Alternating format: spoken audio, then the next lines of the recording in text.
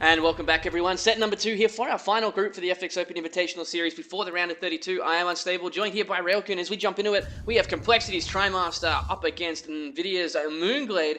We're going to start on Ohana. Interesting map choice to start off here, depending on the vetoes and bans, of course.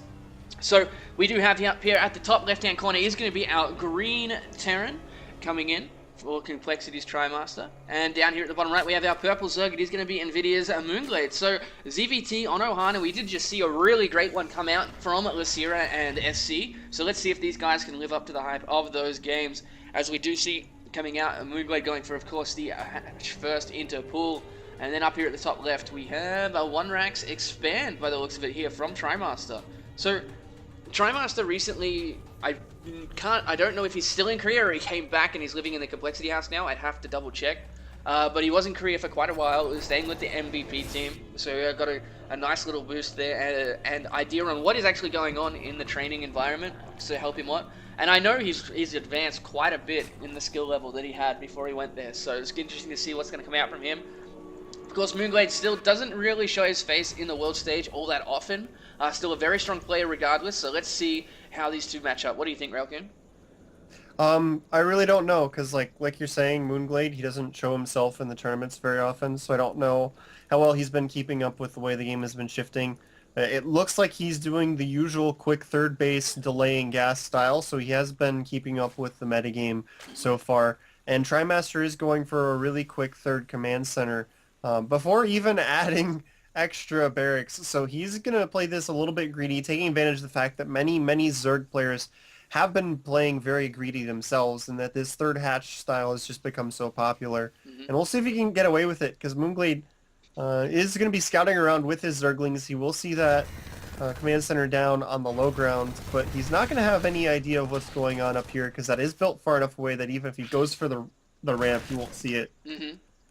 Well, either way, we do see one Marine down here at the top of the ramp. And... oh, my sound just the mixed up. depot is still down, actually, so he's got to raise that if he wants to deny scouting. Zerglings are running in. They're not actually trying to go for the scout. They're just going to brawl with the Marines here. He will kill one of them. The other one will just barely survive. Dances there for a little second after he does. And then he throws down a factory, so Trimaster is playing quite greedy here to begin with. But it doesn't look like Moonglade is going for anything aggressive to try and punish him, so this is going to work out pretty well for Trimaster. He even has an engineering bay down here at the third base of Moonglade. Yeah, he does, and we do see that Glade is only... well, he was going for gas, and then he cancelled it, so I'm assuming... yeah, there we go. We got double gas coming on the way here for Glade. We also have 4 queens on the field, and he is up in the drone count just right now. But he needs to find a way to figure out what's going on here with this third base. He does have an overlord position quite nicely that has seen the expansion, and he will see this command center moving across to the third base. But at the same time, he's going to have Hellions on the field, so let's see how he is actually going to react to this, because as we were saying, like, he knows that there's this engineering bay here is going to delay that third base so long. Yeah, I'm a little bit confused by Moonglade's reaction, because he saw that there for quite a while with an overlord. He knew that this was being delayed. And then he's sitting on 2 bases, and he didn't send Zerglings after it, and then he started droning. So it's like he's sitting on 2 bases for a while, which makes you think he might be trying to tech up and do something like 2-base muta. But then, like, he doesn't, and he just starts making a lot of drones, and then he decides to take the third hatch just rather late. I mean, 7.5 minutes isn't actually late. It's just late for the way most Zerg players are playing it right now. And he does have an overlord flying around inside of Trimaster's base. He's going to see that Trimaster actually cut a lot of corners in the early game and realize that, oh, I'm actually in quite a bit of trouble right now, because he's kind of losing his opportunity to try and punish him for it. It's a little bit late for him to slam out a bunch of units and do something about it. So he's got to try and figure out how he can adjust now, and it's going to be difficult because Trimaster is going to have more units popping out here once these add-ons finish. Well, he hasn't moved his third command center over to the third base yet, so that is one up for Moonglade. He's got the 4 Hellions coming in now into the third base. Of course, the hatchery has not finished just yet, and he needs to be careful because he now is going to get caught by all these queens, taking a lot of damage as he comes back out. Will, of course, still make it. Realizes the queen number. We do see like a semi-wall off here for Glade in his natural, going straight to lair now as well. And he's trying to get up to that drone count while he's just trying to cut as many corners as he can. as we go through here. He's got those queens to defend against any kind of aggression. His creep spread's going to start pushing out quite nicely in a second as well. He does have some spore crawlers on the way because he did scout out that starport was on a tech lab. And he's guessing that Trimaster is going for cloak just based on the number of buildings he saw at the time. And he is correct. So he's going to have detection. He's got a lot of queens. The combination of those two should be able to deflect these banshees from doing too much damage. But now we've got a lot of additional barracks.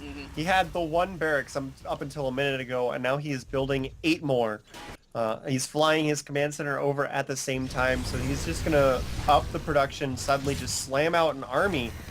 And again, like, up until this point, he really just didn't have that many units. And Moonglade's just kind of in a tricky situation because his third base is pretty delayed, so he's not in the comfortable macro situation he'd want to be right now against this. He only has 60 drones compared to the 53.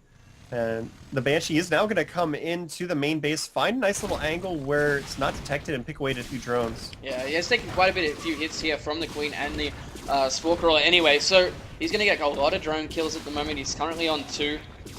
He's going to get quite a few more, but we don't really see anything here. Whoa, he's getting a little bit too close there. He's going to go down. That's not what he wanted. And the Hellions on the left-hand side are actually going to get caught by a lot of these Zerglings at the same time.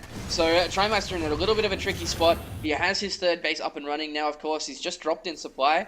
It's just purely because of the worker count. His Glade is now on 82. But now we're going to see the Bioforce just be pumped out really effectively. Actually, he's going to go up to 92 drones here in a second. He's going to be ahead on the upgrades as well, like by about 30 to 40 seconds as well. So, Trimaster, he's opened well, he's opened greedy. Now we're going to wait and see how much this extra economy really kicks in for him with his bio that's going to be pushing out here so effectively. Glade's creep spread is going to be across half the map very shortly. Baneling's speed is going to be up. He does have a macro hatch in his main as well. So this is going to be going into a very interesting mid-game. He's going for 4th base now, but if he'd gotten the read that Trimaster is being greedy and he couldn't punish him for it, you might figure that he'd go for the 4th base sooner, but he's still going for the 4th base at a pretty normal timing. He's got a lot of Zerglings on the field. He's had that Baneling nest done for a while, but just is holding off on the Banelings unless he absolutely needs them.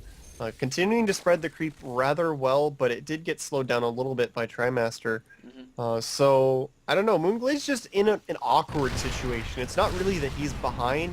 He's just not in a situation that he's comfortable with right now for the way that Zerg vs. Terran's playing right now. And you can kind of see it in the fact that he's just making Zerglings right now.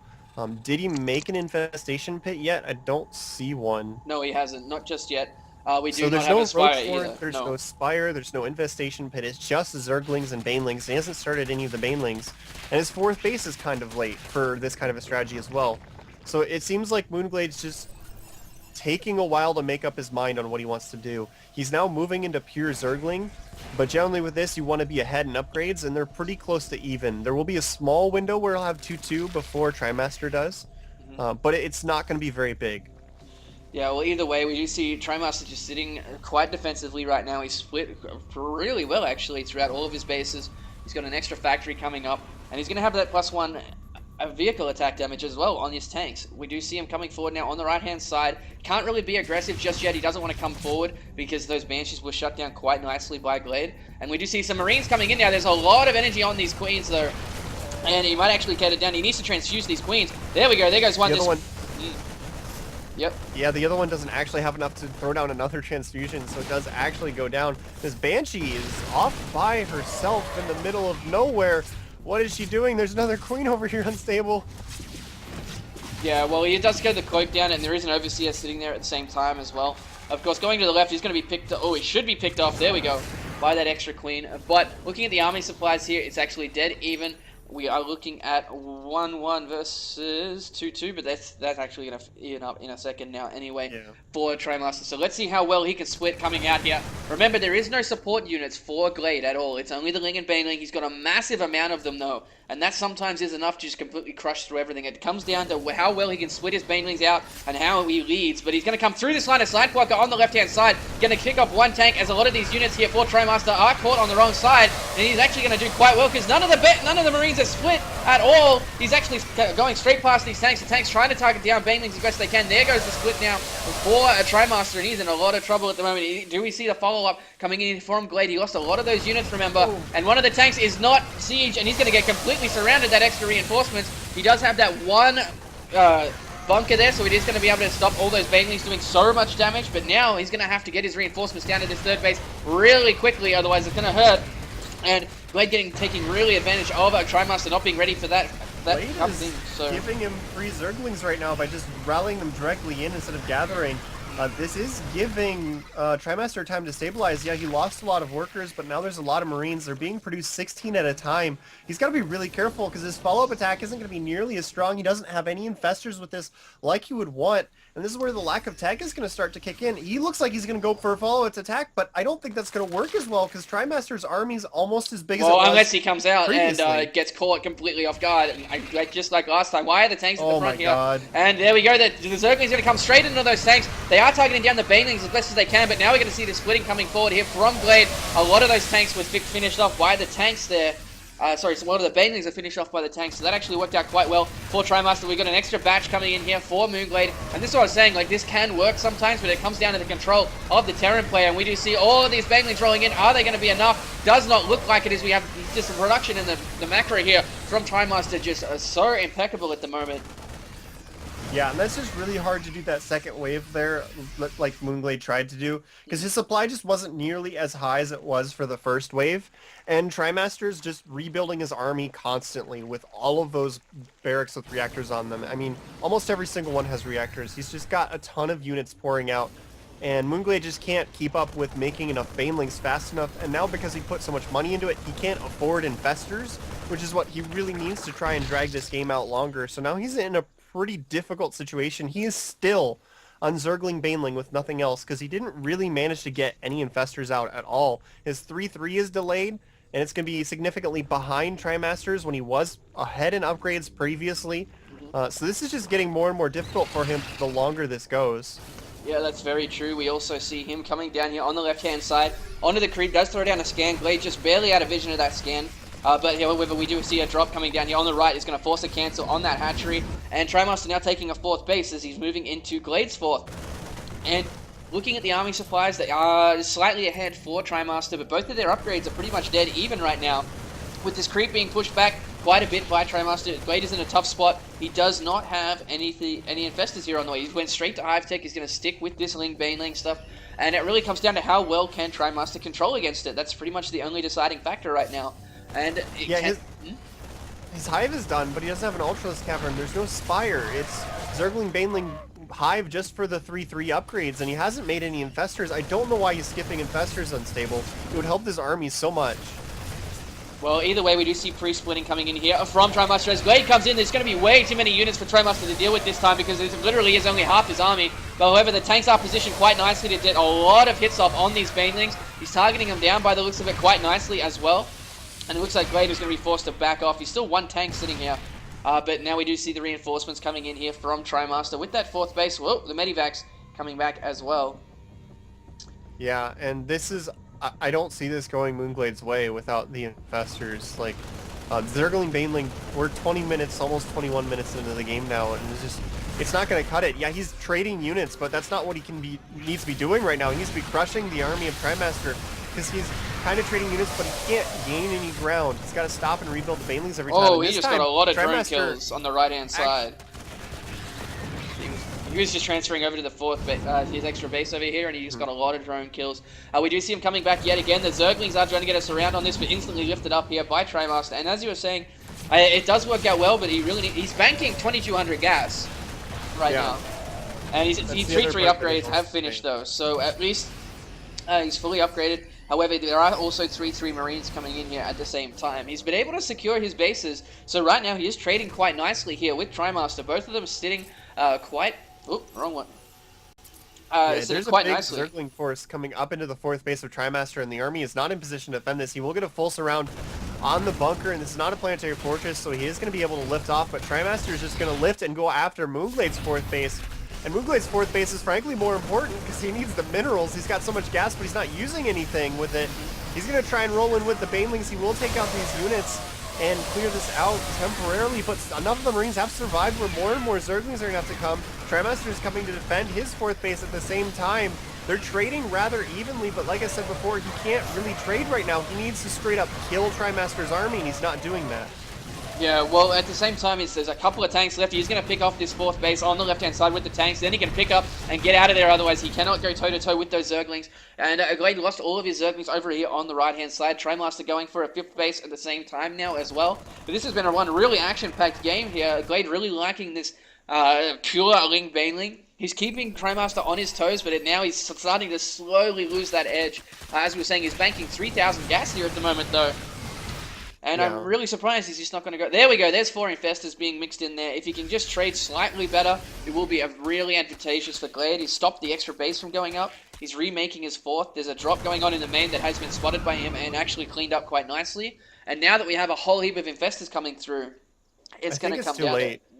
I mean, he's just really mineral starved at this point. If you look, has no minerals. He only has 1 base that's mining minerals. The 4th base is going to finish up in a second.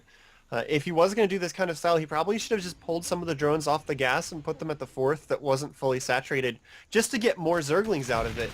But since he got his gas up so high, he just had a lot of drones that weren't really being effective at the time.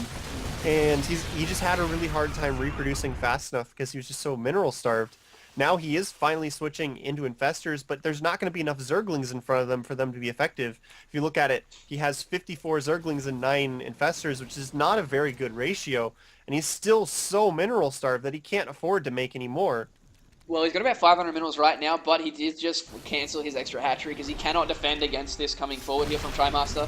He's already pre-split here, making these Infestors absolutely pointless as he's moving forward ever so slowly because he's secured his extra bases right now. Oh. Glade going for a run by here, but there is enough units to really stop this completely, and that is going to be really devastating to Glade as he realizes what situation he's in right now. And we do see Trimaster just closing in the hold here. Trimaster just dropped on that right side base expecting there to be a hatchery and found it empty.